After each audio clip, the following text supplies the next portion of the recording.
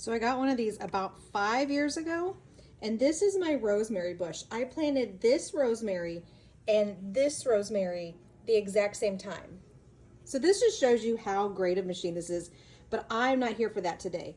I am just showing you my rosemary bush and my 2 basil, but these basil plants grow so fast that I have to propagate them. Look at this, that's 1, 2, 3, 4, 5. Like there's so many different places I've propagated. 6, 7, 8, 9, 10, 11.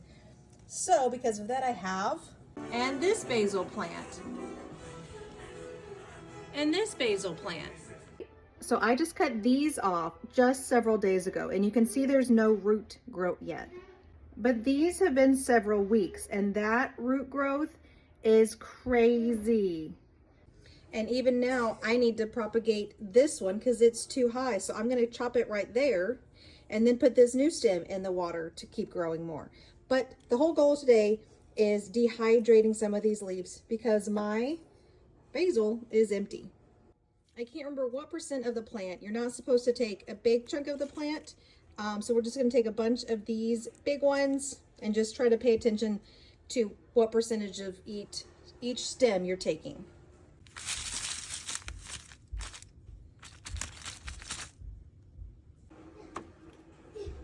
Some of these leaves are massive. So here's a great example. This one needs to be cut. So I'm going to cut it right there, which will force these little ones to then start producing. I was able to get 5.5 trays, and it goes on the lowest setting of 95. Let's see how long this takes. Last night I accidentally got turned up to 156, so I'm not sure. They're actually a little browner than normal. I think it just was too hot too fast, but they are now done. Power off, and we will refill our jar.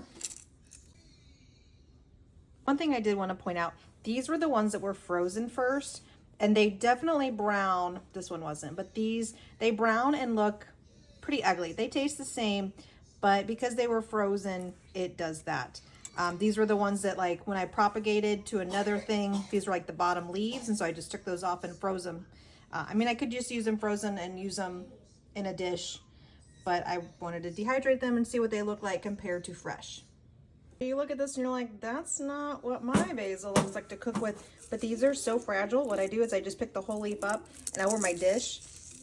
Look at that. You just sprinkle it like that over my dish as I'm cooking it.